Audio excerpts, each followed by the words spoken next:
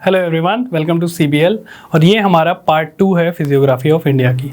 Part 1 में हमने Himalayan mountains को कवर कर दिया, north west Himalayas, Uttarakhand Himachal Himalayas, Sikkim and Darjeeling Himalayas and Arunachal Himalayas को। ठीक है, फिर हमने नॉर्दर्न प्लेन्स को भी कवर किया, कैसे वो बने, जो आपके टेथिस जियोसिंक्लाइन था उसमें डिपोजिशन हुआ और वो पूरा भर गया, उसकी वजह से नॉर्दर्न प्लेन्स बन गए, उनके सारे कैरेक्टरिस्टिक्स को हमने कवर किया। ठीक है, अब हम आगे बढ़ेंगे, जो हमारा अगला फिजियोग्राफिक डिवीजन था दैट इज द पेनिनसुलर प्लेटू। ठीक है, तो बढ़ते हैं आगे। सो देखो, जो हमारा पेनिनसुलर प्लेटू है, ये मैंने आपको बताया था, ये कुछ ऐसे इरेगुलर शेप का है, काइंड ऑफ दिस। ठीक है, एक ट्रायंगुलर शेप भी बनता है। जनरल हम उसको लेट्स से आंसर कोई लिख रहे हो तो आप इतना इस टाइप से बना नहीं पाते, एक ट्रायंगुलर हम शो कर देते हैं। बट इसका एक्सटेंशन, जैसे मैंने आपको बताया, Rajasthan, parts of Gujarat, even यहाँ मेघालय प्लेटू भी आपका पेनिनसुलर ब्लॉक का एक्सटेंशन है, जैसे हमने पहली क्लास में देखा। ठीक है, अब देखो इसके मल्टीपल सब डिविजन्स भी हैं, राइट। तो कुछ बेसिक चीज़ें देख लेते हैं पेनिनसुलर प्लेटू के कैरेक्टरिस्टिक्स के बारे में। तो जो मैंने बताया कि जो पेनिनसुलर ब्लॉक है ये पूरा, ये कब बना था? जब इंडियन प्लेट ब्रेक की थी और ड्रिफ्ट की थी टुवर्ड्स द यूरेशियन प्लेट। तो ये जो पार्ट है ये उसी टाइम का बना हुआ था। It was the part of the erstwhile Gondwana land. Gondwana land जो हमारा पहला था, लॉरेशियर गोंडवाना लैंड, याद आ रहा है, 2 पार्ट में टूट गया था। तो गोंडवाना लैंड से ही इंडियन प्लेट आपका निकली थी। ठीक है, अब जो गोंडवाना लैंड है ये काफ़ी पहले बन गई थी, इसलिए जो ये पोर्शन है ना आपका, ये वाला पेनिनसुलर ब्लॉक का, काफ़ी स्टेबल ब्लॉक है। इसमें कोई ऐसे टेक्टोनिक एक्टिविटीज़ नहीं है, थोड़ी बहुत हैं जो कि भी आपको मैं आगे बताऊंगा। लेकिन जिस हिसाब से हिमालयस थे जो कि लगातार पुश कर रहे हैं टुवर्ड्स द यूरेशियन प्लेट और उनकी हाइट धीरे धीरे बढ़ रही है, राइट, उसी तरीके से जो आपका पेनिनसुलर ब्लॉक है वहाँ पे ऐसा कोई इवेंट नहीं है, इसलिए काफ़ी ज़्यादा स्टेबल ब्लॉक है। इसलिए आप कभी भी बहुत कम सुने होंगे कि इस एरिया में अर्थक्वेक आया हो, बिकॉज ऐसा कोई नीचे प्लेट मूवमेंट नहीं है। ठीक है, so this is one of the oldest and most stable landmass of India. पहली कैरेक्टरिस्टिक ही इसकी यही है, सबसे ज़्यादा ये स्टेबल है। क्लियर? अब देखो इसकी लोकेशन क्या है, इसकी बाउंड्रीज जैसे मैंने आपको बताया था, ये आपका Delhi ridge in the north west, right. यहाँ पे दिल्ली रिज है आपकी, ठीक है, अरावली इसका ऐसे एक्सटेंशन है और ये काइंड ऑफ ये ऐसे गया हुआ है। तो एक जो इसका ऊपर वाला पार्ट है वो है आपका दिल्ली रिज, जो कि नॉर्थ वेस्ट है, ओके, जो कि एक्सटेंशन क्या है, अरावलीज का ही एक्सटेंशन है। ठीक है, the Rajmahal hills in the east, ये आपके झारखंड और वेस्ट बंगाल वाला एरिया आ जाता है यहाँ पे। ठीक है, गिर रेंज इन द वेस्ट, गिर आपकी गुजरात में आती है। ठीक है, तो यहाँ तक इसका ये वाला एक्स आपका एक्सटेंशन है। Cardamom hills in the south, and ये पूरा आपका साउथ में यहाँ पे आपका कार्डमम हिल्स पाया जाता है। अभी हम जब वेस्टर्न घाट्स करेंगे तो उसमें मैं आपको बताऊंगा इसमें कौन कौन से मेजर हिल्स आते हैं। ठीक है, तो कार्डमम हिल्स आपका साउथ है, तो ये आपका इसका पूरा एक्सटेंशन है। ये क्लियर हुआ कहाँ से कहाँ तक है पूरा पेनिनसुलर ब्लॉक। ओके, आगे बढ़ते हैं। अब देखो किस टाइप से बना है पेनिनसुलर इंडिया जो है, it is made up of patland plateaus, जैसे हजारीबाग प्लेटू, पलामू प्लेटू, रांची प्लेटू, मालवा प्लेटू। तो मतलब पैटलैंड क्या होता है, ऐसे उठा हुआ और फ्लैट टाइप का प्लेटू है। तो जो आपका पेनिनसुलर प्लेटूज में मल्टीपल इस टाइप के अलग अलग प्लेटूज हैं, जैसे मालवा प्लेटू आपका यहाँ पे हो गया MP, ठीक है, हजारीबाग प्लेटू, छोटा नागपुर प्लेटू आपका झारखंड में हो गया, राइट। डेक्कन प्लेटू आपका यहाँ पे है। अभी आपको ये चीज़ें और डिटेल में दिखाऊंगा अलग से मैप में, अभी आप समझ जाओ। ठीक है, कर्नाटका प्लेटू, जो कर्नाटका ये रीजन है ये आपका शील्ड एरिया है। ठीक है, ये अगेन आपके वही वोल्केनिक फॉर्मेशन से ये बना था। क्लियर? जब इंडियन प्लेट मूव कर रही थी टुवर्ड्स द यूरेशियन प्लेट्स, तो ये सारी चीज़ें उसमें अलग अलग फ्रैक्चर्स हुए थे, उसमें से लावा निकला और वो पूरा आपका ये पेनिनसुलर प्लेटू और जो डेक्कन रीजन है ये फॉर्म किया था। ठीक है, चलिए आगे बढ़ते हैं। कुछ इसके देखो, इसके आप यहाँ पे देख रहे हो, इस टाइप के आपके फीचर्स आपको दिख जाएंगे। ये चंबल की रेवाइंस बोलते हैं, बीहड़, चंबल के बीहड़ की कुछ ऐसे ही दिखते हैं। तो जो चंबल के बीहड़ है वो भी पार्ट है आपका पेनिनसुलर प्लेटू का, राइट। तो अभी हम देखेंगे इसमें जो पेनिनसुलर प्लेटू है वो 3-4 पार्ट में डिवाइडेड है। तो ये आपका जो सेंट्रल हाईलैंड्स है उसका पार्ट आया था ये पूरा चंबल वाला रीजन।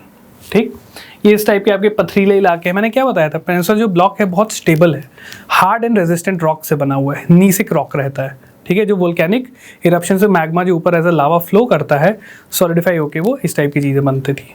ठीक है, सो कुछ इंपॉर्टेंट फिजियोग्राफिक फीचर इस रीजन के क्या क्या हैं। ब्लॉक माउंटेन, देखो इस टाइप के ब्लॉक माउंटेन्स आपके बनते हैं, राइट। रिफ्ट वैलीज, नर्मदा जो रिफ्ट वैली में बहती थी, जो मैंने आपको लास्ट क्लास में एक इमेज भी दिखाई थी, दो साइड पहाड़ है, बीच से रिवर निकल रही है, वो उस रिफ्ट वैली में बनता है।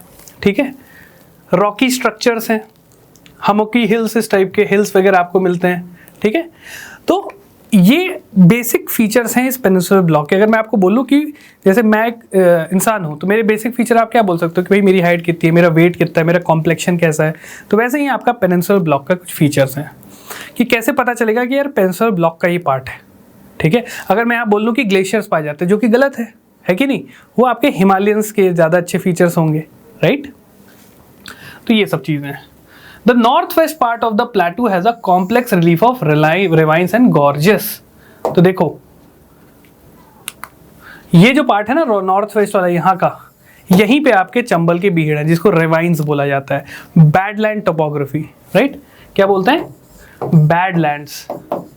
बैडलैंड क्या होता है, नाम से ही क्लियर है, गंदा लैंड, मतलब वहाँ पे खेती किसानी नहीं की जा सकती है, बिकॉज वो वहाँ पे सॉइल इरोजन इतना ज़्यादा है कि वो पूरा एकदम आपका बैडलैंड टोपोग्राफी बन गई है। ठीक है, ये इस टाइप से, यहाँ पे कहाँ खेती होगी। और देखो ये जो आपके बने हुए हैं टोपोग्राफी है, इसमें बीच में बहुत सारा छुपने के एरिया है, इसलिए जो भी आप लोग पुराने टाइम में देखते हो जो डाकू वगैरह थे, डकैत थे, वो आके इसमें छुप जाते थे, पुलिस उनको पकड़ नहीं पाती थी। ठीक है, चलिए, the ravines of Chambal, Bhind and Morena. देखो भिंड और मुरैना ये आपके डिस्ट्रिक्ट्स हैं एमपी में, ग्वालियर से लगे हुए हैं ये। ठीक है, यहाँ पे इस टाइप के आपके स्ट्रक्चर्स पाए जाते हैं, राइट। तो उसी एरियाज में ये जो आप जितने भी डकैत्स और ये सब थे, यहाँ पे आपके छुप जाते थे आके, राइट। तो ये सब कुछ एग्जाम्पल्स हैं आपके पेनिनसुलर प्लेटू में, एक पोर्शन में इस टाइप की चीज़ें आपकी मिलती है। क्लियर, चलो अब देखो ये है आपका जो बेसिक पेनिनसुलर डिवीजन है। नंबर 1 ये आपका है सेंट्रल हाईलैंड, जो कि आपके parts of MP, some parts of Maharashtra, ठीक है, ये कवर करता है। ये है सेकंड आपका डेक्कन प्लेटू, जो कि कैसे बना था, देखो ये एक साथ नहीं बने थे, ये over a period of time धीमे धीमे ये चीज़ बनी थी। जब इंडियन प्लेट टूटा, गोंडवाना लैंड से आगे बढ़ा, तो क्या हुआ, अफ्रीकन प्लेट और इंडियन प्लेट के बीच में एक रप्चर बन गया, गैप सा बन गया, जिसमें से लावा आया, निकलने लगा और धीरे धीरे वो यहाँ पे आके जमा होने लगा। ठीक, फिर और आगे गया, जैसे जैसे इंडियन प्लेट्स आगे बढ़ रहा था तो एक रियूनियन हॉटस्पॉट आता है। ठीक है, हॉटस्पॉट क्या होता है, देखो उसके ऊपर अभी स्टडी ही चल रही है, उसका एग्जैक्ट चीज़ किसी को नहीं पता है, बट क्या होता है, यहाँ से ऐसे मैग्मा ऊपर आता है, मेंटल प्लूम, और वो सरफेस पे ऐसे बिखर जाता है। तो क्या हुआ, जब इंडियन प्लेट जो थी ये मूव कर रही थी कहाँ पे, टुवर्ड्स यूरेशियन प्लेट, तो ये जो प्लेट है ये इसके ऊपर से गुजरी, तब यहाँ पे ये वोल्केनिक इरप्शन हुआ। तो थोड़ा बहुत जो लावा है आके ऐसे इंडियन प्लेट के इस साइड यहाँ पे जमा हो गया, वो अगेन आपके स्टेजेस में हुआ था। इसलिए जब आप डेक्कन ट्रैप्स करके एक चीज़ होती है, जब आप डेक्कन रीजन देखेंगे ना, तो यहाँ पे आपको ऐसे ऐसे फीचर्स दिखेंगे, स्टेप्स लाइक फीचर आपको पहाड़ों पे भी, हम आपको आगे दिखाऊंगा। तो ये क्या हुआ था, मतलब पहले यहाँ पे वोल्केनिक इरप्शन हुआ होगा, ठीक है, प्लेट और आगे बढ़ी तो यहाँ पे हुआ, तो ऐसे स्टेप्स लाइक फीचर बने थे। क्लियर, इस वजह से ये पूरा आपका जो डेक्कन प्लेटू है ये आपका फॉर्म हुआ था। Parts of Maharashtra, parts of Karnataka, right, Karnataka भी पूरा शील्ड एरिया है। तो ये सारी चीज़ें आपकी ऐसे बनी थी। तीसरा था आपका छोटा नागपुर प्लेटू, जो कि parts of Jharkhand, parts of West Bengal को कवर करता है, राइट। यहाँ पे सेंट्रल हाईलैंड में जो था, ये जो एरिया है ये ड्रेन किया गया है किसके द्वारा, चंबल नदी। डेक्कन प्लेटू, यहाँ पे आपकी गोदावरी हो गई, कृष्णा हो गई, कावेरी, ये पूरी बहती हैं। छोटा नागपुर प्लेटू, यहाँ पे दामोदर रिवर बड़ी फेमस है, ये आपकी बहती है, पूरे एरिया को ड्रेन करती है। तो ये आपके पेनिनसुलर प्लेटू के डिवीजन्स थे। अभी मैं आपको फोटोज दिखाऊंगा और क्लियर होगा। तो ये 3 आपके मेजर डिवीजन थे। एक यहाँ पे और आता है नॉर्थ ईस्ट प्लेटू, जिसमें आपके मेघालय प्लेटू हो गया, कार्बी एंगलोंग प्लेटू हो गया, ये सब असम और मेघालय के पार्ट है। तो ये देखो यहाँ पे ना एक फॉल्ट बन गया था, जब इंडियन प्लेट टकराई थी टुवर्ड्स यूरेशियन प्लेट, एक फॉल्ट बन गया था जिसको हम बोलते हैं कई बार छोटा नागपुर प्लेटू फॉल्ट बोल देते हैं, कई बार उसको मालदा गैप बोल देते हैं, राइट। तो मालदा आपका वेस्ट बंगाल में एक जगह है। तो ये ऐसे फॉल्ट बन गया था जिसकी वजह से ये पोर्शन अलग हो गया था, ठीक है। तो ये सारी चीज़ें हैं आपकी पेनिनसुलर प्लेटू के बारे में। आइए एक एक करके देखते हैं। डेक्कन प्लेटू को देखते हैं सबसे पहले। तो आप ये देख पा रहे हो, यहाँ पे दूसरा कलर ले लेता हूँ आपको और क्लियर होगा। एक तो ये पूरा एरिया है, इसको हम बोलते हैं द डेक्कन, जिसमें महाराष्ट्र, कर्नाटका, पार्ट्स ऑफ आंध्र प्रदेश आपके आते हैं, ठीक है, तेलंगाना वगैरह, राइट। तो यहाँ पे जो स्ट्रक्चर बनता है ना, ये ऐसे स्टेप्स लाइक ऐसे फीचर्स बनते हैं, यहाँ पे आप देख पा रहे होगे, ये इसी वजह से बनता है, ठीक है। जब वोल्केनिक इरप्शंस हुए, वो मैग्मा आके ऊपर जमने लगा, तो धीरे धीरे वो ऐसे ऐसे स्टेजेस में वो जमा था। इसलिए आपका जो पूरा डेक्कन प्लेटू है एक टाइम पीरियड में बना था, 1000 and millions of years time लगी थी उसको पूरा फॉर्म होने में। Clear? So this is bordered by the Western Ghats in the west, Eastern Ghats in the east and Satpura and Maikal range in the north. तो अगर मैं आपको इसका दिखाऊं तो यहाँ पे आपके हैं सतपुड़ा एंड मैकाल रेंजेस, यहाँ पे आपका वेस्टर्न घाट्स है, इधर साइड आपका ईस्टर्न घाट्स हैं। क्लियर? तो ये इनके बीच में जो एरिया है ये आपका होता है डेक्कन प्लेटू। क्लियर? सो देखो इसका सिग्निफिकेंस क्या है मैं आपको बताऊं। एक चीज आप देख रहे हो कि ये जो एरिया है ये वेस्टर्न घाट्स के लीवर्ड साइड पे है, जिसको हमने याद है मैंने आपको बताया था रेन शैडो जोन। तो जितने भी सूखे एरिया हैं, चाहे वो विदर्भ हो गया महाराष्ट्र का या मराठवाड़ा रीजन हो गया, ठीक, ये सब ड्राई रीजन आते हैं यहाँ पे, और इस वजह से ये उतने सूटेबल नहीं हैं एग्रीकल्चर पर्पस से जितने कि आपके नॉर्दर्न प्लेन्स थे। और इसी वजह से आपने सुना होगा फार्मर सुसाइड काफ़ी होता है विदर्भ रीजन में, ठीक है। उसके और भी अदर रीजंस है but this is one of the important region, क्योंकि रेन शैडो जोन में आ जाता है, थोड़ा अंदर भी है, इंटीरियर है आपके इंडियन सब कॉन्टिनेंट के, तो यहाँ बारिश नहीं पहुँच पाती है ठीक से, क्योंकि जो साउथ वेस्ट मानसून आता है वो ऐसे आ रहा है, उसने बारिश आपकी इधर साइड ही कर दी विंडवर्ड साइड में, और लीवर्ड साइड में जैसी है तो मॉइस्चर है नहीं, बारिश बहुत कम होती है, ठीक है। तो ये इसका एक एसेंशियल फीचर है। अब देखो जो वेस्टर्न घाट्स की अगर हम बात करते हैं तो वो एनवायरनमेंट पॉइंट ऑफ व्यू से बहुत इंपॉर्टेंट हो जाता है। ये आपके वेस्टर्न घाट्स ऐसे हैं। यूपीएससी 2017 में क्वेश्चन था कि वेस्टर्न घाट्स किस किस स्टेट से पास होते हैं, तो हम इजीली बता सकते हैं कि भाई गुजरात हो गया, महाराष्ट्र हो गया, कर्नाटका हो गया, केरला हो गया and parts of Tamil Nadu, Tamil Nadu में से भी गुजरते हैं, ठीक है। बच्चे वहाँ पे भूल गए गोवा को, और वो गोवा से भी गुजरते हैं, तो 6 स्टेट थे जहाँ से ये पास होते थे। तो ऐसी चीज़ें देखो, ये सब प्रैक्टिकल चीज़ें हैं जो आपको मैप डायग्राम से आपको अंदाज़ा लग जाता है। जिस बच्चे को भी मैप क्लियर होगा वो इजीली बना लिया होगा ऐसे करके, यार ये स्टेट्स थे।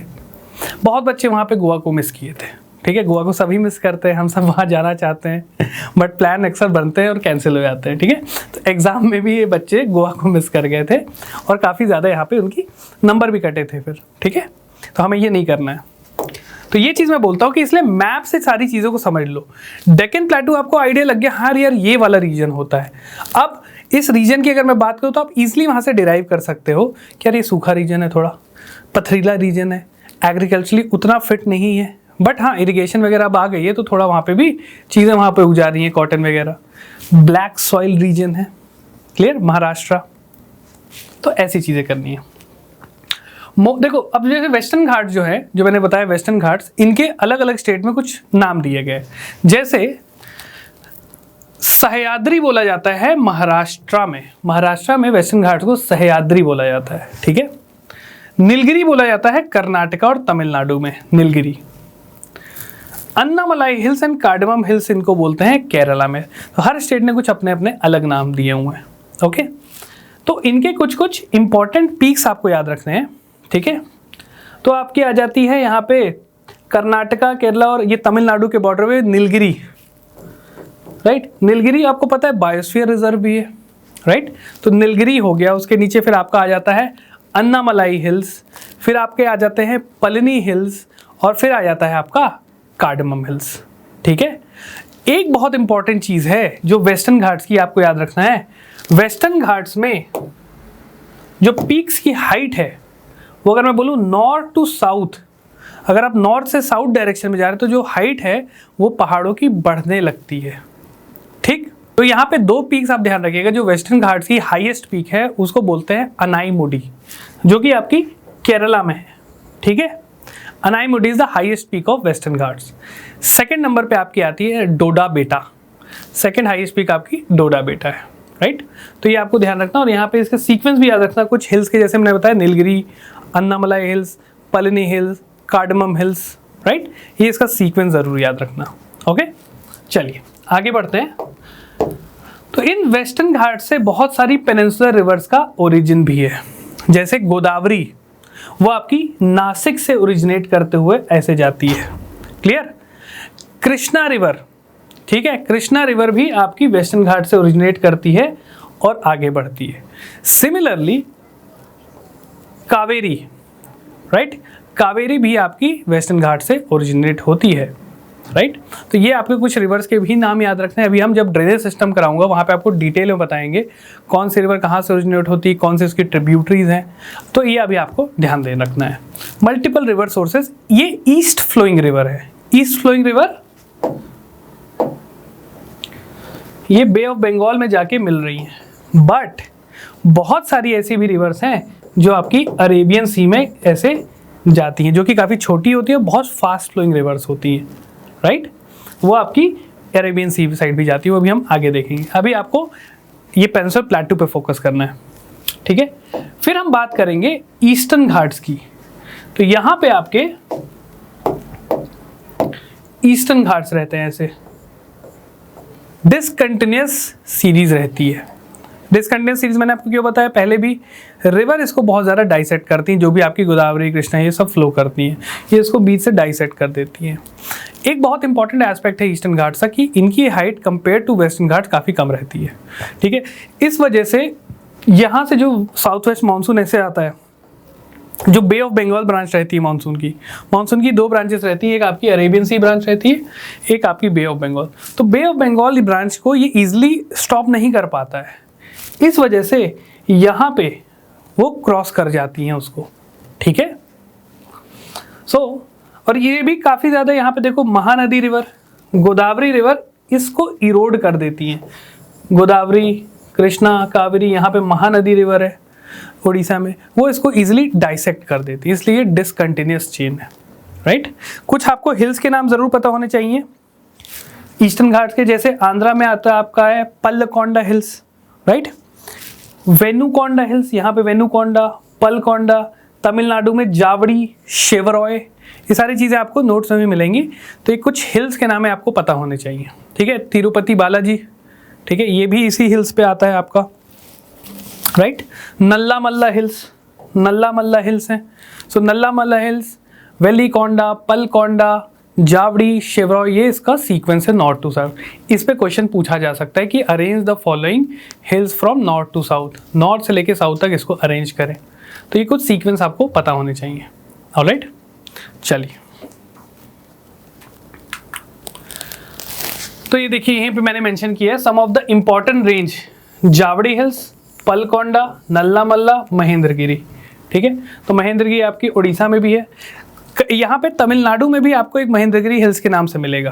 राइट, सो यहाँ पे नल्ला मल्ला हिल्स हो गई, वेलिकोंडा, पलकोंडा और फिर जावड़ी और शेवरॉय। जावड़ी और शेवरॉय याद रखना ये तमिलनाडु में आती हैं, वेलिकोंडा, पलकोंडा ये आपके आंध्रा में आती हैं। ठीक है, तो इनके नाम ज़रूर याद रखिएगा। अब देखो ये आपकी ईस्टर्न घाट्स ऐसे थी, ये आपकी वेस्टर्न घाट्स थी, तो ये ना यहाँ पे नीलगिरी पे आके मिलती हैं। The Eastern Ghats and Western Ghat meet each other at Nilgiri. Right, UPSC में यही क्वेश्चन था कि ऐसा इनमें से कौन सा नेशनल पार्क है जो कि ईस्टर्न घाट्स और वेस्टर्न घाट जहाँ मिलते हैं वहाँ पाया जाता है। ठीक है, तो उसका कुछ सत्यमंगला ऐसे करके नेशनल पार्क का नाम दिया हुआ था। क्लियर, तो ये सारी चीज़ें हम जब बायोस्फीयर रिजर्व करेंगे तो उसमें भी मैं आपको डिटेल में बताऊंगा। तो ये ध्यान रखना, ईस्टर्न घाट्स और वेस्टर्न घाट्स आपका नीलगिरी पे आके मिलती हैं।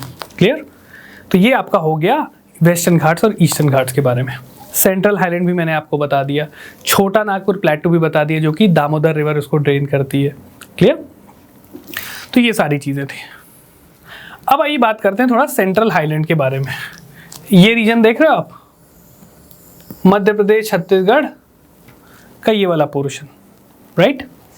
सो they are bounded to the west by Aravallis. तो यहाँ पे आपकी अरावली रेंज है, वेस्ट साइड में Aravalli. The Satpura range is found by a series of scarp plateaus on the south. यहाँ पे आपके सतपुड़ा रेंज आपकी है सदर्न एमपी। यहाँ पे आपके विंध्यास हैं, विंध्यास, और इसी के बीच में आपकी नर्मदा रिवर फ्लो करती है। तो ये चीज़ ध्यान रखना है, इस पे क्वेश्चन भी पूछ सकते हैं कि नर्मदा रिवर किस माउंटेन्स के बीच में फ्लो करती है। तो विंध्यास इन the north and Satpura in the south, ये अच्छे से ध्यान रखिएगा, राइट?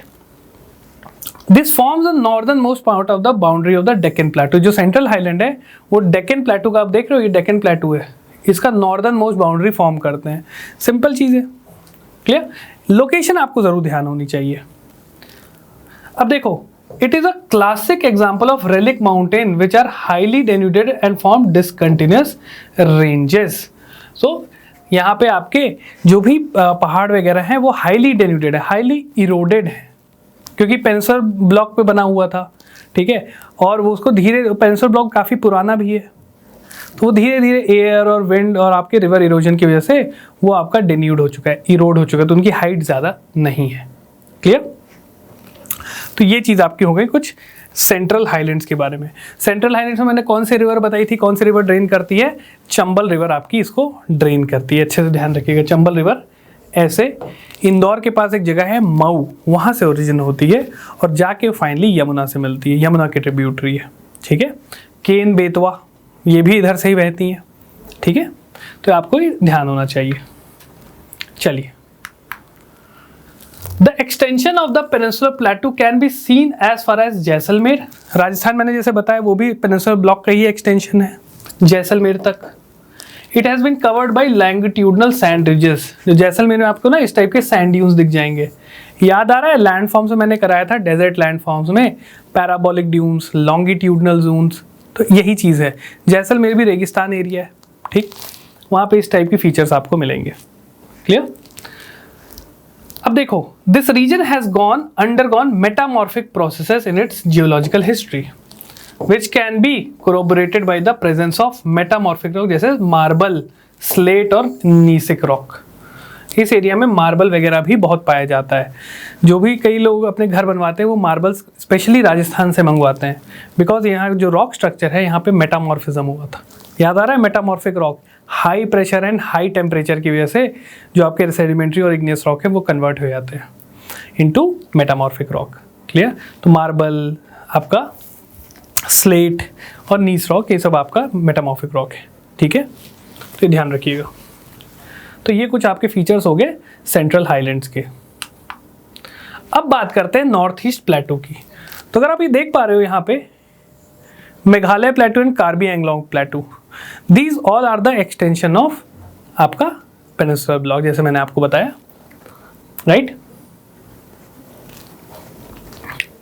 सो एक्सटेंशन है पेनिनसुलर ब्लॉक का।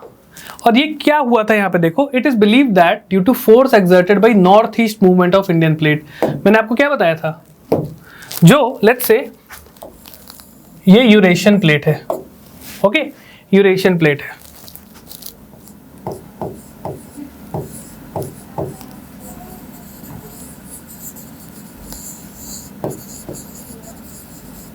ये आपकी इंडियन प्लेट, ये इंडियन प्लेट ऊपर जा रही थी। तो मैंने क्या बताया, पहले ये वाला जो पोर्शन था ये आपका टकराया था, ठीक है, और फॉर्मेशन क्या हुए थे, वेस्टर्न हिमालयाज के, नॉर्थ वेस्ट हिमालयाज के फॉर्मेशन यहाँ पे हुए थे। फिर क्या हुआ, इंडियन प्लेट ऐसे रोटेट कर गई, नॉर्थ ईस्ट डायरेक्शन में मूव की, यहाँ पे आके टकराई और फिर ये ऐसे मूव कर गई। तो यहाँ पे जब मूव कर रही थी इसी टाइम क्या हुआ, एक ह्यूज फॉल्ट क्रिएट हो गया between the Rajmahal hills and Meghalaya plateau, right? So यहाँ पे एक फॉल्ट क्रिएट हो गया जिसकी वजह से मेघालय प्लेटू आपका मेन पेनिनसुलर ब्लॉक से अलग हो गया। समझ में आया? क्लियर हुआ कैसे टकराया था? इंडियन प्लेट पहले इधर टकराई, नॉर्थ वेस्ट पे और फिर ऐसे मुड़ गई। तो जब नॉर्थ ईस्ट साइड आ रही थी तब एक यहाँ पे फॉल्ट बन गया। ठीक, फॉल्ट मतलब याद आ रहा है, दो प्लेट्स ऐसे जब टकराए थे बीच में गैप बन जाता है, तो एक फॉल्ट बन गया जिसकी वजह से ये आपका अलग हो गया और जो फॉल्ट था उसमें पानी भर गया। ठीक, तो ये सारी चीज़ें आपकी हुई थी, इसकी वजह से आपका मेघालय प्लेटू अलग हो गया। क्लियर? मेघालय प्लेटू भी 3 उसमें डिवाइडेड है। पहला है गारो हिल्स, दूसरा है खासी हिल्स एंड तीसरा है जयंतिया हिल्स। सो अगर मैं आपको बताऊं, ये अगर आप इसको अगर हमने जूम किया, इस वाले में आपको जूम किया तो ये बन के आता है। तो यहाँ पे आपका गारो हिल्स है, खासी हिल्स एंड ऐसे जयंतिया हिल्स। जो मैंने आपको बताया था ना ईस्टर्न हिल्स के बारे में आपको आगे बताऊंगा, ये वही है। गारो ट्राइब वहाँ पे है, खासी ट्राइब एंड जयंतिया ट्राइब, इनके नाम पे ये हिल्स का नाम दिया गया है। अब होता क्या है, जब साउथ वेस्ट मानसून ऐसे आती है तो एक तो अरेबियन सी ब्रांच हो गया, एक बे ऑफ बंगाल ब्रांच होता है। तो बे ऑफ बंगाल कुछ इधर आता है और कुछ आपका इस साइड पहुंचता है। तो जब ये इधर मूव कर रहा है टुवर्ड्स मेघालय, राइट, ऐसे मेघालय साइड मूव कर रहा है, तो ये टकराता है गारो हिल्स, खासी हिल्स और जयंतिया हिल्स से, और पूरी बारिश आपकी इधर साइड आपकी हो जाती है। और इस वजह से चेरापूंजी, मौसिनराम जो आपके मेघालय में जगह है, हाईएस्ट वाटर रेनफॉल यहाँ पे होता है, बिकॉज जो आपकी बे ऑफ बंगाल ब्रांच है ये टकराती है आपकी जाके इन हिल्स से और पूरा मॉइस्चर अपना ड्रेन कर देती है मेघालय पे, जो कि आपकी चेरापूंजी और मौसिनराम जो एरिया है, जो कि हाईएस्ट रेनफॉल जहाँ पे होती है पूरे वर्ल्ड में, वो इस वजह से होती है। क्लियर? वहाँ पे ऐसा भी, अगर आपने वीडियोस वगैरह देखे होंगे तो आपको पता होगा, वहाँ पे जो लोग होते हैं, जो ट्राइब्स होते हैं, वो बैम्बू से बने हुए बड़े बड़े कैप पहने रहते हैं और ऐसे ही ये कैप बकेट टाइप का अपने यहाँ पे लटकाए रहते हैं और जाते हैं वो ऐसे अपना काम करने के लिए, ताकि जो लगातार वहाँ धीमी धीमी बारिश होते ही रहती है। बहुत ही सुंदर जगह है, कभी विजिट ज़रूर करना आप लोग। ठीक है, सो ये सारी चीज़ें हैं। अब देखो मेघालय प्लेटू की मैं अगर बात करूँ, so Meghalaya plateau is rich in resources. Coal भी वहाँ मिलता है, आयरन भी मिलता है, लाइमस्टोन मिलता है एंड यूरेनियम। तो देखो पेनिनसुलर प्लेटू का एक बहुत इंपॉर्टेंट चीज़ ये है, it is rich in mineral deposit. तो जो छोटा नागपुर प्लेटू जो मैं आपको बता रहा था, झारखंड वाला, सबसे ज़्यादा मिनरल्स उधर पाए जाते हैं, उसको मिनरल हार्ट ऑफ इंडिया बोलते हैं। राइट, कोयला हो गया, आयरन हो गया, राइट, इस टाइप की चीज़ें यहाँ पे बहुत ज़्यादा मिलती हैं। इसलिए जितनी भी आयरन एंड स्टील इंडस्ट्रीज़ हैं वो आपकी झारखंड, छत्तीसगढ़, उड़ीसा यहाँ पे आपको मिलेंगी। झारखंड में टिस्को है, बिकॉज यहाँ पे मिनरल्स बहुत ज़्यादा पाए जाते हैं। जब हम ह्यूमन ज्योग्राफी करेंगे तो मैं वहाँ पे बताऊँगा कि इसका रीज़न क्या था कि वहाँ पे इंडस्ट्रीज़ इतनी ज़्यादा बनी हुई है। क्लियर? तो ये है क्योंकि वहाँ पे रिसोर्सेज काफ़ी ज़्यादा पाए जाते हैं और ये वेट लूजिंग मिनरल्स होते हैं। मतलब अगर इनको आपने ओर से निकाल लिया, ठीक, अगर इसको आप कहीं भेज रहे हैं तो रास्ते में इनका धीमे धीमे कुछ वेस्ट होता है, कहीं ट्रांसपोर्टेशन के थ्रू वेस्ट हो जाएगा, कहीं लोडिंग अनलोडिंग में वेस्ट होगा, तो ये वेट लूजिंग मिनरल्स होते हैं। आपने जैसे 100 किलो चढ़ाया आयरन, वहाँ पहुँचते पहुँचते 97 किलो बचा, 3 kg का वेस्ट हुआ। राइट, तो इस वजह से उनको इन्होंने बोला कि जहाँ मिनरल मिल रहा है वहीं पर इंडस्ट्रीज लोकेट कर दो। क्लियर? देखो ये सब तो बहुत ही फैक्चुअल चीज़ें हैं, इसमें कुछ दिमाग लगाने की ज़रूरत नहीं है, ये चीज़ें हो रही हैं, ये हो चुकी हैं। अब देखो इसके ना सोशियो इकोनॉमिक इम्पैक्ट्स भी होते हैं। आप सबने सुना होगा रिसोर्स कर्स थ्योरी के बारे में। इसका मतलब क्या होता है? ऐसे लोकेशंस जहाँ पे बहुत ज़्यादा मिनरल्स मिलते हैं, जहाँ बहुत सारी इंडस्ट्रीज़ लगी हुई हैं, तो उनको तो बहुत अच्छा प्रॉस्पर करना चाहिए, बहुत अच्छी डेवलपमेंट होना चाहिए, बट ऐसा नहीं है, ऑपोजिट है। यही रीजन्स ऐसे हैं जो काफ़ी पिछड़े हुए हैं। रिसोर्सेज तो बहुत मिलते हैं, लेकिन जैसे अफ्रीका की हालत, रिच इन डायमंड्स बहुत मिला, लेकिन अगर इकोनॉमिकली हम देखें काफ़ी बैकवर्ड है। Similarly Bihar, Jharkhand, Chhattisgarh, Orissa, they lag behind in development. इसी को बोलते हैं रिसोर्स कर्स थ्योरी। जब हम ह्यूमन डेवलपमेंट करेंगे तो मैं उसमें आपको बताऊंगा कि क्या होती है एग्जैक्टली, रीज़न क्या होता है इसका। राइट, हर चीज़ की कुछ अच्छाई भी है, उसकी वजह साथ में कुछ बुराइयाँ भी आती हैं। चलिए, तो ये हो गया था हमारा पेनिनसुलर ब्लॉक पूरा कंप्लीट। अब आइए हम बात करते हैं हमारे अगले फिजियोग्राफिक डिवीजन की, जो कि है the Indian desert. Okay, Indian desert. India में कहाँ कहाँ डेजर्ट है? राजस्थान, थार डेजर्ट, लेह लद्दाख याद आ रहा है, वहाँ पे कोल्ड डेजर्ट था। सो अगर आप ये देख पा रहे हो, ये आपका गुजरात वाला रीजन है पूरा, ठीक है, ये गुजरात और ये आपका राजस्थान है। ओके, तो इसका ये जो पोर्शन है जैसलमेर वाला इलाका, इट इज अ मरुस्थली, यहाँ पे कोई चीज़ उगती नहीं है, डेजर्ट, सैंड ड्यून्स, ये सब मिलते हैं। सो यार ये रीज़न क्या है, यहाँ पे कभी भी कोई एरिया सूखा है, सबसे बड़ा रीज़न है प्रेसिपिटेशन इज लो। तो यहाँ पे रेनफॉल बहुत कम होती है, 15 सेंटीमीटर एक साल में होती है। और इसका रीज़न क्या है, जब मैंने आपको बताया था जो अरेबियन सी ब्रांच और बे ऑफ बंगाल है, यहाँ पर राजस्थान पहुँचते पहुँचते उनका मॉइस्चर ऑलमोस्ट ख़त्म हो जाता है, इस वजह से बहुत कम यहाँ पे बारिश होती है।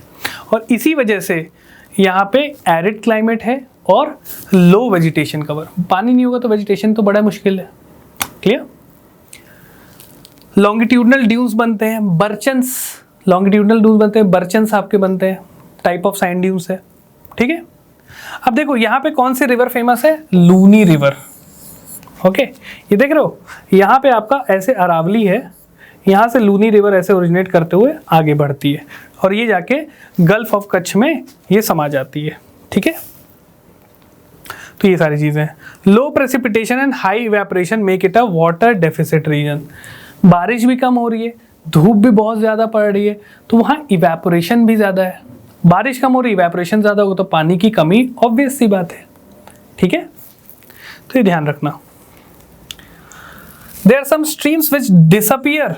होता क्या है, यहाँ पे कुछ नदियाँ भी ऐसी हैं जो यहाँ तक आती हैं और फिर वो ज़मीन के अंदर गायब हो जाती हैं, जिनमें से एक है आपकी घग्घर रिवर, ठीक है। आप सबने सरस्वती रिवर का भी नाम सुना होगा, वो भी ऐसी इनलैंड ड्रेनेज का फॉर्म कर देती है, जाके अंदर ज़मीन के अंदर कहीं गायब हो जाती है, ठीक है। तो ये आपकी घग्घर हो गई, सरस्वती रिवर, जो कि एक हिस्टोरिक पुराने टाइम से चलती आ रही है, इनका नाम सबने सुना होगा। तो ये ऐसी गायब हो जाती हैं, ठीक है। ये इनलैंड ड्रेनेज बोलते हैं इनको, ऐसी नदियाँ जो बह रही हैं अचानक से गायब, ठीक है। तो ये चीज़ है। कुछ लेक्स यहाँ पे मिलते हैं, प्लायाज याद आ रहा है, प्लायाज मैंने आपको बताया था, पहाड़ है और बीच में लेक है, इवेपोरेशन ज़्यादा हो रहा है तो वहाँ पे फिर क्या बच जाता है, केवल सॉल्ट, उसको प्लाया लेक बोलते हैं। ब्रैकिश वाटर होता है, सॉल्टी वाटर, जैसे हमारा सांभर लेक है राजस्थान का, वो भी ब्रैकिश वाटर है, सॉल्टी वाटर है, ठीक है। तो ये सब चीज़ें आपके डेजर्ट्स में मिलती हैं। अभी यहाँ की जो नदियाँ हैं वो हम जब ड्रेनेज सिस्टम करेंगे तो मैं आपको और कुछ नदियों के बारे में बताऊँगा यहाँ पे, ठीक है। तो इनके बेसिक फीचर्स आपको पता चल गए, प्रेसिपिटेशन, कौन सी रिवर बहती है, इनलैंड ड्रेनेज, किस टाइप का वेजिटेशन है, ठीक है। और इसका हमने बेसिक यहाँ पे लेक्स वगैरह भी देख लिया, ठीक है। यहाँ पे मैप है, आप इजीली देख सकते हो। अब देखो, इसी रीजन को, इस पूरे रीजन को इरिगेट करने के लिए इंदिरा गांधी कनाल बनाई गई थी, जो कि पंजाब से पानी लाती है इस रीजन में, ठीक है। नेशनल वाटरशेड डेवलपमेंट प्रोग्राम के तहत इसको लाया गया था, इंदिरा गांधी कनाल एरिया डेवलपमेंट प्रोजेक्ट, ठीक है। CADP बोलते हैं, कमांड एरिया डेवलपमेंट प्रोजेक्ट। ये आपकी 1974 से स्टार्ट हुई थी, ठीक। तो ये सारी चीज़ों को करंट से भी जोड़ते हुए चलते रहना है अपने को, ठीक है। चलिए, तो ये टाइप के देख रहे हो, इस टाइप का फीचर रहता है। ये डिफ्लेशन हॉलो मैंने आपको बताया था। ये देखो आपके बर्चन्स, पैराबोलिक ड्यून्स को बोलते हैं, बर्चन्स होते हैं ये देखो Playa lake, salt water lake बनी हुई है रेगिस्तान के बीच में, ठीक है। ये आपकी लॉन्गिट्यूडनल ड्यून्स हो गई, लेंथ के अकॉर्डिंग, विंड जिस डायरेक्शन में फ्लो हो रही है उसी डायरेक्शन में आपकी बनी हुई है, क्लियर। चलिए, नेक्स्ट है आपका अगला फिजियोग्राफिक डिवीजन। सब छोटे छोटे हैं, जो मेजर बड़े बड़े थे वो आपके नॉर्दर्न प्लेन माउंटेन्स थे, पेनिनसुलर ब्लॉक था और नॉर्दर्न प्लेन्स वगैरह, ये सब फिर आपके छोटे छोटे आ जाते हैं। तो ये देखो, ये जो है आपका, ये वेस्ट कोस्ट है, ये आपका ईस्ट कोस्ट है। इनको भी अलग अलग नाम से जाना जाता है हर स्टेट में। यहाँ देखो, गुजरात में इसको बोलते हैं काठियावाड़ कोस्ट, काठियावाड़ नहीं शो कर रहा तो मैं यहाँ लिख दे रहा हूँ, काठियावाड़ कोस्ट गुजरात में। गोवा और पार्ट्स ऑफ महाराष्ट्र में इसको कोंकण बोलते हैं। क्या बोलते हैं? Konkan coast, okay. एंड आपका फिर होता है केरला में मालाबार कोस्ट, राइट, मालाबार बोलते हैं। अब देखो वेस्ट कोस्ट की एक बहुत इंपॉर्टेंट चीज़ मैं आपको बता देता हूँ। याद आ रहा है आपको, मैंने बताया था कॉन्टिनेंटल शेल्फ, कॉन्टिनेंटल स्लोप और फिर डीप सी प्लेन। ये आपका शेल्फ था, ये आपका स्लोप था। तो यहाँ भी पहले ऐसे हुआ करता था, काफ़ी ब्रॉड सा कॉन्टिनेंटल शेल्फ हुआ करता था, राइट। फिर क्या हुआ विथ टाइम, एक ट्रिपल जंक्शन बोलते हैं जो कि यहाँ पे आपका कहीं फॉर्म हुआ था, जिसका एक फॉल्ट आपका यहाँ पे था, जिसको हम बोलते हैं मकरान। मकरान पाकिस्तान में एक जगह है, मकरान फॉल्ट, ठीक है। फॉल्टिंग हुई थी, प्लेट जब मूव कर रही थी, ठीक है। एक पोर्शन जो इसका था ये आपका ऐसे गया था, ठीक है। और इसका तीसरा जो आर्म था ये आपकी नर्मदा रिफ्ट वैली थी, राइट। तो क्या हुआ, जब वो फॉल्टिंग हुई तो यहाँ पे एक फॉल्ट लाइन बनी, और यहाँ पे जो फॉल्टिंग हुई उससे क्या हुआ, जो कॉन्टिनेंटल शेल्फ था पूरा ये डूब गया समंदर के अंदर, सबसिडेंस हो गई, ठीक है। सबसिडेंस हो गई, ये पूरा जो आपका शेल्फ था ये टूट के पानी के अंदर चले गया, समंदर के अंदर, ओके। और जो तीसरा आर्म था यहाँ पे बन गई नर्मदा रिफ्ट वैली। रिफ्ट एक आपका फॉल्ट लाइन बना और उसमें फिर नर्मदा रिवर उसमें से बहने लगी। तो इस पॉइंट को बोलते हैं ट्रिपल जंक्शन, राइट। तो ये एक जियोलॉजिकल हिस्ट्री में ये चीज़ें हुई थी, बट उसको आपको ध्यान रखना है क्या कि ये पूरा जो पोर्शन था, एक कॉन्टिनेंटल शेल्फ था, ब्रॉड साउथ टूट के नीचे गिर गया। तो अब क्या हुआ, ये शेल्फ वाला जो पूरा पोर्शन था ये चले गया ऐसे नीचे चले गया। तो इस वजह से यहाँ पे कॉन्टिनेंटल शेल्फ है ही नहीं। कुछ एक एरिया में आपको थोड़ा बहुत मिल सकता है, लेकिन ये जो पूरा है ये सबसिडेंस है इसमें, राइट। इसको बोलते हैं सबमर्जेंट कोस्ट। पूरी चीज सबमर्ज हो गई, पूरा कोस्ट था ये सबमर्ज हो गया, राइट। तो ये चीज थी, सबसे इंपॉर्टेंट फीचर इसका यही है। लेकिन जो ईस्टर्न कोस्ट है इसका जो कॉन्टिनेंटल शेल्फ है ये बहुत ब्रॉड है, बहुत ज्यादा ब्रॉड है, इसलिए इसको हम बोलते हैं इमर्जेंट कोस्ट और इसको बोलते हैं सबमर्जेंट कोस्ट। क्लियर, ठीक है। तो सबमर्जेंट और इमर्जेंट कोस्ट, तो देखो ये जो पूरा वेस्टर्न कोस्ट है पूरा ही सबमर्जेंट नहीं है, कुछ पोर्शन केरला के पास यहाँ पे आपका इमर्जेंट कोस्ट भी है, राइट। ईस्टर्न कोस्ट आपका इमर्जेंट कोस्ट है, यहाँ पे काफी ब्रॉड कॉन्टिनेंटल शेल्फ है, राइट। देखो इससे फायदे भी कुछ होते हैं, नुकसान भी होते हैं। जहाँ जहाँ सबमर्जेंट कोस्ट होगा ना वहाँ पे पानी का डेप्थ अच्छा रहता है, तो वो पोर्ट फॉर्मेशन के लिए, पोर्ट्स वगैरह बनाने के लिए बहुत अच्छी होती है। शिप विप आपके यहाँ पार्क बहुत ईजिली हो जाते हैं, क्योंकि सेडिमेंटेशन नहीं है। कोस्ट होता तो भाई सेडिमेंट्स होते तो शिप को दिक्कत होती। तो इस एरिया में बहुत सारे आपके पोर्ट्स बने हुए, जैसे जवाहरलाल नेहरू पोर्ट, कोची पोर्ट जिसको क्वीन ऑफ अरेबियन सी बोला जाता है। इधर साइड भी आपके कोस्ट में हैं, पोर्ट्स बने हुए हैं, बट यहाँ पे प्रॉब्लम आती है सिल्टेशन की, क्योंकि बहुत सारी नदियाँ भी बह के आ रही हैं, ऐसे गंगा भी बह के आ रही है। तो ये क्या करती है, अपने साथ खूब सारे डिपॉजिट लाती है और इस कॉन्टिनेंटल शेल्फ पे जमा करने लगती है। लेट्स से कोई शिप ऐसे आ रहा है यहाँ पे, तो इस सिल्टेशन की वजह से कई बार ये स्टक भी करे जाते हैं। क्लियर, क्योंकि डेप्थ तो यहाँ कम है, क्योंकि शेल्फ है आपका यहाँ पे, राइट। तो ये चीज़ याद रखिएगा। अब देखो ईस्टर्न कोस्ट को भी कुछ कुछ बोला जाता है अलग नाम से। तमिलनाडु में इसको कोरोमंडल कोस्ट बोलते हैं, ओडिशा में इसको उत्कल कोस्ट बोलते हैं, ठीक है। तो ये नाम ज़रा ध्यान रखिएगा। यहाँ पे वही चीज़ डिटेल्स मैंने दी हैं। ये एग्जांपल है सबमर्जेंट कोस्टल प्लेन के, वेस्टर्न कोस्टल प्लेन, ठीक है। यहाँ पे इनकी ये डिटेल्स दी हैं। And these are very good condition, provide good condition for port and harbour. Port और हार्बर फॉर्मेशन के लिए काफ़ी अच्छा ये प्रोवाइड करती है वेस्टर्न कोस्ट आपकी। ईस्टर्न कोस्ट में ऐसा नहीं है, राइट।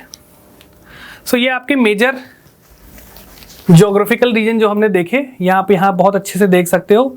ये आपका जो पेनिनसुलर ब्लॉक हो गया, जिसमें सेंट्रल हाईलैंड, छोटा नागपुर प्लेटू, डेक्कन प्लेटू आ गए।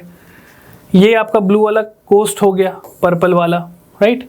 नॉर्दर्न प्लेन्स हो गए, और ये आपके ट्रांस हिमालयाज, ग्रेटर हिमालयाज और शिवालिक्स। इस मैप से आप स्टडी कर सकते हो, क्लियर। अब देखो यहाँ पे आप देख पा रहे हो कुछ आइलैंड्स बने हुए हैं। ये आपके अंडमान निकोबार आइलैंड्स हैं बे ऑफ बंगाल में, और ये लक्षद्वीप आइलैंड्स हैं अरेबियन सी में। तो जो लक्षद्वीप आइलैंड है वो कोरल डिपॉजिट से बने हुए हैं, कोरल से, राइट। अब देखो अंडमान आइलैंड्स जो हैं अच्छा, ईस्टर्न कोस्ट का थोड़ा ऐसे देख लो, आपको मैं दिखा देता हूँ। इस टाइप के देख रहे हो, काफ़ी ब्रॉड सा, और ये फिर अंदर भी समंदर के ब्रॉड कॉन्टिनेंटल शेल्फ है, ठीक है। यहाँ पे ये गुड फॉर, तो देखो बहुत सारी नदियाँ यहाँ पे डेल्टा भी फॉर्म करती हैं। ये देख रहे हो, गंगा यहाँ पे डेल्टा बना रही है, ये देख रहे हो, यहाँ से आके गंगा यहाँ पे डेल्टा फॉर्म कर रही है, गोदावरी यहाँ करती है, कृष्णा यहाँ करती है, कावेरी यहाँ करती है। तो इस वजह से सिल्टेशन का भी इशू आता है, राइट।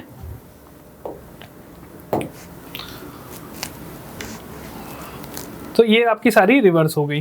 तो इसमें देखो, जो कॉन्टिनेंटल शेल्फ होता है 500 किलोमीटर एक्सटेंड करता है इनटू द सी। मतलब अगर मैं बोलूँ यहाँ से 500 किलोमीटर तक ये उसका कॉन्टिनेंटल शेल्फ एक्सटेंड करता है, राइट। इसलिए काफ़ी डिफिकल्ट होता है यहाँ पे गुड पोर्ट्स बनवाना, राइट।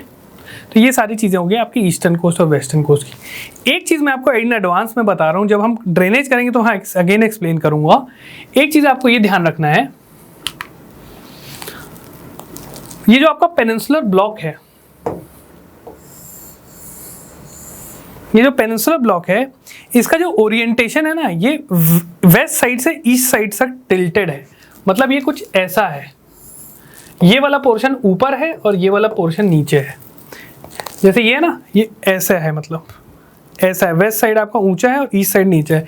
इस वजह से बहुत सारी रिवर्स आपकी ईस्ट साइड फ्लो करती हैं, राइट। और इसका जो नॉर्थ वाला पोर्शन है, ये वाला, ठीक है, ये जो ऊपर वाला पोर्शन है, ये नॉर्थ साइड ऐसे टिल्टेड है, राइट। मतलब नॉर्थ साइड ये आपका ऐसे टिल्टेड है, ये पोर्शन ऐसे, इसलिए बहुत सारी नदियाँ चंबल, केन, बेतवा, सोन ऊपर साइड फ्लो करती हैं, क्योंकि ऐसा स्लोप बन गया है। और ये सब चीज़ें हुई हैं जब आपकी कॉन्टिनेंटल ड्रिफ्ट वगैरह हो रही थी, जब ये टकराई थी आपकी यूरेशियन प्लेट से, ठीक है। और जो वेस्टर्न घाट्स का फॉर्मेशन था, इसी वजह से था। ये क्या हुआ, सबसिडेंस हुआ। ये वाला पोर्शन जो इसका है, ये पानी के अंदर चले गए, तो ऑब्वियस सी बात है, ये वाला जो पोर्शन है, ये वाला, ये ऊंचा हो जाएगा, ठीक है। तो इस वजह से वेस्टर्न घाट्स का भी फॉर्मेशन हुआ था। विंध्या और सतपुड़ा में भी ऐसे ही था। लेट्स से ये प्लेट है, ठीक है, एक कांस्टेंट प्लेट से, ये विंध्या प्लेट पोर्शन और ये वाला सतपुड़ा वाला, क्या हुआ, फॉल्टिंग हो गई, बीच का हिस्सा नीचे चले गया। तो ऑब्वियस सी बात है, ये दोनों ऊंचे रहेंगे, तो ये विंध्यास बन गए, ये आपके सतपुड़ास बन गए, राइट। तो ये कुछ बेसिक चीज़ें आपको ध्यान होनी चाहिए। चलिए अब हम बात करेंगे आइलैंड्स की, जो मैंने आपको बताया। ये व्यू देख रहे हो, मालदीव्स इस टाइप का ब्यूटीफुल आइलैंड्स होते हैं, राइट। तो चलो देख लेते हैं इंडिया में कौन कौन से ग्रुप ऑफ आइलैंड है। ये है आपका अंडमान ग्रुप ऑफ आइलैंड्स, और ये आपके लक्षद्वीप ग्रुप ऑफ आइलैंड, दो मेजर हैं, ठीक है।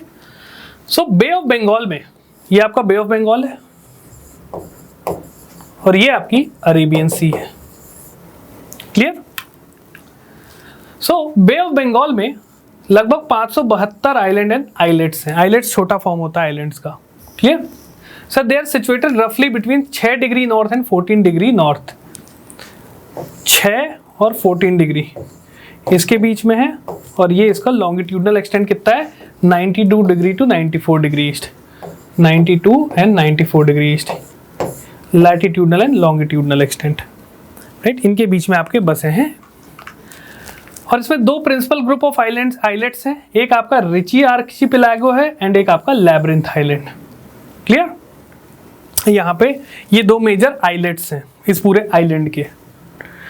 अब देखो, कई लोग बोलते हैं कि these are the elevated portion of submarine mountains. याद आ रहा है, सी माउंट मैंने आपको बताया था, याद आ रहा है। कई लोग बोलते हैं उसी का ये एक्सटेंशन है, उसका वो पोर्शन ऊपर निकला हुआ है। कई लोग ये भी बोलते हैं कि यहाँ पे एक माउंटेन रेंज है आपके अराकन योमा माउंटेन, म्यांमार में है, ऐसे इसका एक्सटेंशन है। ये अलग अलग थ्योरीज दी गई हैं, तभी इसमें लिखा है इट इज बिलीव्ड, राइट। तो ये इसके बारे में कुछ चीज़ है। अब देखो, ये जो माउंटेन रेंज है, ये आपके जो आइलैंड्स हैं, Andaman islands and Nicobar islands, Andaman islands and Nicobar islands, right. ये जो एक लैटिट्यूड से डिवाइडेड है, इसको बोलते हैं 10 डिग्री लैटिट्यूड, और यही चीज़ बोलते हैं 10 डिग्री चैनल भी इसको बोला जाता है, क्योंकि बीच में वाटर पैसेज है, निकल सकते हैं। और वो 10 डिग्री लैटिट्यूड इधर से पास होती है, स्लो 10 डिग्री चैनल बोल देते हैं। यूपीएससी में क्वेश्चन भी पूछा हुआ है कि अंडमान और निकोबार आइलैंड को कौन सा आपका चैनल डिवाइड करता है, तो आंसर था 10 degree channel, because 10 degree latitude यहाँ से इनके बीच से पास करता है। ठीक है, अब देखो इसकी एक बहुत इंपॉर्टेंट खासियत है बैरल आइलैंड। एक लड़के ने मुझसे कमेंट सेक्शन में पूछा कि सर बैरल आइलैंड किस टाइप का वोल्केनो है, तो उसका आंसर था कॉम्पोजिट वोल्केनो। ठीक है, इसको स्ट्रैटोवो वोल्केनो भी बोलते हैं क्योंकि अलग अलग स्ट्रैटस में वो डिवाइडेड रहते हैं आपके लेयर्स में। कॉम्पोजिट वोल्केनो भी उन्हीं को बोलते हैं। ठीक है, तो ये एक टाइप का composite volcano, it is the only active volcano of India. India का इकलौता एक्टिव वोल्केनो है। ठीक है, और सिचुएटेड है ये कहाँ, in the Nicobar islands. Clear, तो ये चीज़ ध्यान रखिएगा। तो ये हो गया आपका बे ऑफ बंगाल के बारे में कुछ चीज़ें। आगे बढ़ते हैं। तो ये देखो ऐसा है पूरा, ये जो आइलैंड है ये नॉर्थ अंडमान है, मिडिल अंडमान, साउथ अंडमान और फिर नीचे आपके निकोबार आइलैंड्स आ जाते हैं। राइट, इसमें शो नहीं हो पाया है, तो ये चीज़ें हैं। देखो अंडमान की जो हाईएस्ट पीक है ये है सैडल पीक। सैडल पीक, ये कुछ फैक्ट्स हैं आपको ध्यान रखना है। ओके, ये 10 डिग्री चैनल से सेपरेटेड है।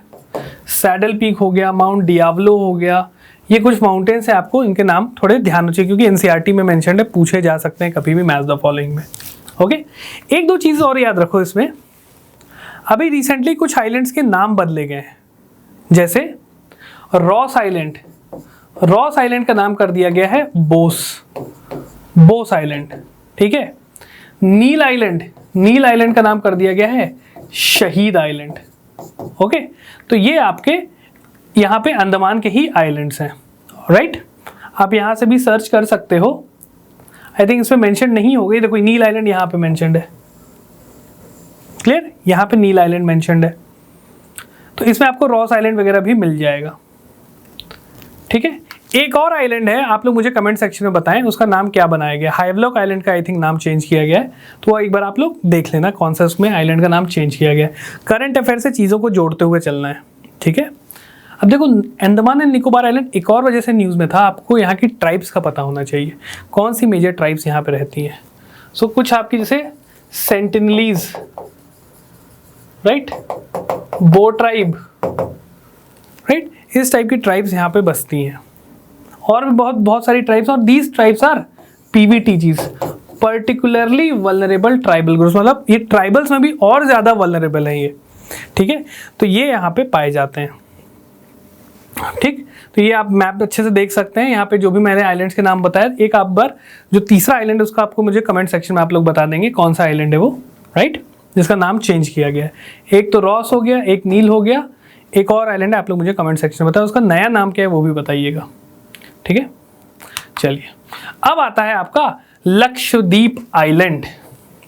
कोरल डिपॉजिट से बना हुआ है अरेबियन सी में, तो इसमें लक्षद्वीप एंड मिनिकॉय ये दो मेजर आइलैंड्स हैं। ये entire island group is built on coral deposits. Coral deposits, coral reefs याद आ रहा है, कोरल पॉलिप्स एंड जूजैंथली एल्गी का एक सिम्बायोटिक रिलेशनशिप। ठीक है, और इस वजह से बोला जा रहा है कि ग्लोबल वार्मिंग की वजह से यहाँ पे काफ़ी ज़्यादा कोरल ब्लीचिंग भी हुई है। आप लोगों ने देखा होगा बहुत ज़्यादा अंडर वाटर जो सी डाइविंग करते हैं लोग, इस टाइप के कोरल डिपॉजिट्स वहाँ पे पाए जाते हैं। ठीक है, तो टूरिस्ट अट्रैक्शन के लिए बहुत फेमस है। लक्षद्वीप की इकोनॉमी टूरिस्ट पर्पज से बहुत ज़्यादा चलती है। ठीक है, टूरिज्म से। इसमें मिनिकॉय जो आइलैंड होता है, Minicoy, it is the largest island with an area of 453 square kilometre. ये देख रहे हो मिनिकॉय आइलैंड, राइट, तो ये चीज़ ध्यान रखिएगा। यहाँ पे नीचे है मिनिकॉय आइलैंड, इसको जूम करके यहाँ पे दिखाएगा, यहाँ पे मैप में आ नहीं पाया, नीचे से छोटा सा पोर्शन है। ठीक है, the entire group of island is broadly divided by 11 degree channel. ठीक है, एक 11 डिग्री चैनल है आपका ये, जिसके नॉर्थ में क्या है अमीनी आइलैंड एंड साउथ में आपका कैननौर आइलैंड। ये अमीनदीप आइलैंड और यहाँ पे आपका कैननौर आइलैंड है, राइट। तो 11 डिग्री चैनल लक्षद्वीप से है, 10 डिग्री चैनल आप ध्यान रखिएगा ये आपका अंडमान एंड निकोबार को डिवाइड करता है दो पार्ट में। और केरला के कोस्ट से लगभग इसकी डिस्टेंस है 280 से 400 किलोमीटर। यही क्वेश्चन पूछा गया था यूपीएससी में, एक स्टेटमेंट दिया गया था कि कौन सा आइलैंड इससे कितना नज़दीक है, केरला कोस्ट से या फिर अंडमान एंड निकोबार से। ठीक, तो ये चीज़ें देखो डायरेक्ट एनसीईआरटी की चीज़ें उठाई जाती हैं, कहीं और से आपको कुछ पढ़ने की आवश्यकता नहीं है, बहुत सारी किताबें भी आपको नहीं पढ़नी है। एनसीईआरटी इज़ द बाइबल, उसको अच्छे से पढ़ो, कॉन्सेप्ट्स यहाँ समझो, उस किताब को रीड करो, इट्स सफिशिएंट। ज्योग्राफी के हर क्वेश्चन सॉल्व हो जाएंगे। और फैक्ट्स जो एनसीईआरटी में दिए हैं उसको बिल्कुल इग्नोर नहीं करना है। मैक्सिमम चीज़ें मैंने यहाँ कवर करवाई हैं, बट फिर भी लेट्स से एक आध जो चीज़ मिस हो जाती है, इंसान है, मिस हो जाती है, तो आप उसको अपने नोट्स या एनसीईआरटी से पढ़ लो। नोट्स भी मैंने एनसीईआरटी पे ही बेस्ड रखे हुए हैं, तो आपको कोई दिक्कत नहीं होगी। ठीक है, सो ये था आपके आइलैंड्स के बारे में। ये देखो यहाँ पे मिनिकॉय आइलैंड, राइट, कावारती उसकी कैपिटल है। क्लियर, ये देखो यहाँ पे आपका 11 डिग्री चैनल ऐसे आता है, अमीनी आइलैंड नॉर्थ में है और साउथ में आपका कैननौर आइलैंड है, राइट। तो ये चीज़ आप ध्यान रखिएगा। और केरला के कोस्ट से लगभग ये 280 से 400 किलोमीटर की दूरी पे है। ठीक, तो ये चीज़ें थी। So this was all about the physiography of India. ठीक है, अगर मैं एक ही मैप में इसको दिखाना चाहूँ तो कैसे दिखाऊंगा, मैं आप लोग को शो करता हूँ, आप लोग भी बहुत ईजिली बना सकते हैं।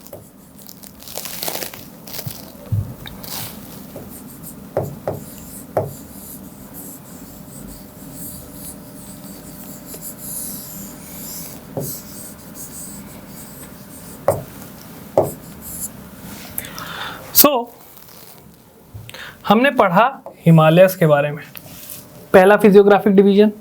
दूसरा फिजियोग्राफिक डिवीजन हमने किसके बारे में पढ़ा, नॉर्दर्न प्लेन्स के बारे में, राइट। तीसरा हमने क्या पढ़ा, पेनिनसुलर ब्लॉक के बारे में। चौथा हमने क्या पढ़ा, कोस्टल प्लेन्स, ये आपके कोस्टल प्लेन्स हो गए। पांचवा क्या पढ़ा हमने, डेजर्ट्स के बारे में, इंडियन डेजर्ट, तो ये आपका हॉट डेजर्ट हो गया, ये वाला आपका कोल्ड डेजर्ट हो गया। ओके, और फिर हमने पढ़ा आइलैंड्स के बारे में, सो अंडमान और यहाँ पे आपका लक्षद्वीप आइलैंड। तो ये पूरा फिजियोग्राफिक डिवीजन है। जब आपको नोट्स बनाने तो आप क्या करना, जो भी है इसके आगे आप ऐसे करके लिख सकते हो। शॉर्ट नोट्स करना है तो आप यहीं पे आप इसके बारे में बनाइए, जो भी 4-5 पॉइंट्स हैं।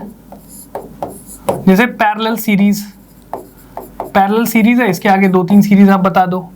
करेवा फॉर्मेशन, इंपॉर्टेंट पासेस जो यहाँ पे हैं, ठीक है। और फिर अब यहाँ बता सकते हो कि दुआर फॉर्मेशन, जो भी इंपॉर्टेंट पॉइंट्स है ऐसे करके बता दो। सिमिलरली आ जाओ नॉर्दर्न प्लेन्स के बारे में, इसका सब डिवीजन जो है, अलुवियल सॉइल यहाँ बनती है, टेथिस जियोसेंक्लाइन है। सिमिलरली इसके बारे में आप बता दो 1 2 3 4 5 करके पेनिनसुलर ब्लॉक के बारे में। सिमिलरली कोस्टल प्लेन्स के बारे में 2-3 पॉइंट्स, एंड अपना आइलैंड्स के बारे में 2-3 पॉइंट्स। एक मैप में इसको आप बहुत अच्छे से कॉन्सोलिडेट कर सकते हो पूरे चैप्टर को, इंपॉर्टेंट पॉइंट्स मेंशन करके। जो लगता है आप भूल सकते हो उनको लिखा करो, सारी चीज़ें नहीं लिखनी है, जो लगता है आप भूल सकते हो उनको आप मेंशन करिए। ठीक है, सो ये आपकी हो गई फिजियोग्राफी ऑफ इंडिया कंप्लीट। अगले सेशन से हम स्टार्ट करेंगे ड्रेनेज सिस्टम ऑफ इंडिया, जिसमें हम बात करेंगे इंडिया की सारी नदियों के बारे में, हिमालयन रिवर्स, पेनिनसुलर रिवर्स, ठीक है। इनको बहुत अच्छे से डिटेल में बात करेंगे, और जो भी सारी चीज़ें फिजियोग्राफी की उसमें अप्लाई होंगी। जब पेनिनसुलर प्लेटो की बात करेंगे, क्यों नदियाँ ईस्ट साइड जाती हैं, ये सारी चीज़ें उसमें हम कवर करेंगे। तो आई होप आपको चीज़ें क्लियर हुई होंगी, चीज़ें समझ गई होंगी, चीज़ें विजुलाइज आपने की हैं, तो मुझे लगता है दिमाग में भी बैठ गई होंगी। और इसी टाइप से हम अपना अगला सेशन भी पूरा चीज़ों को देखते हुए करेंगे। ठीक है, चलिए अब आपसे अगले सेशन में मिलता हूँ। Have a safe day, bye. Hi, अगर आपको ये लेक्चर पसंद आया तो हमारे चैनल को सब्सक्राइब कीजिए, और अगर आप यूपीएससी 2021 के प्रीलिम्स के लिए सीरियस हैं तो हमारा क्रैश कोर्स जरूर ज्वाइन कीजिए। कोर्स की डिटेल्स आपको हमारी वेबसाइट, जिसका लिंक डिस्क्रिप्शन सेक्शन में होगा, उस पर मिल जाएंगी। नहीं तो आप हमें कॉल कर सकते हैं नीचे दिए गए नंबर पर।